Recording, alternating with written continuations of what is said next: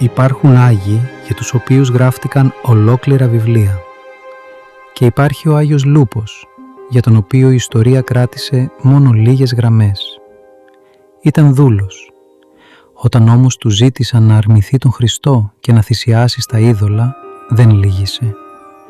Ούτε οι κολακίες, ούτε τα βασανιστήρια μπόρεσαν να αλλάξουν την πίστη του. Στο τέλος τον αποκεφάλισαν.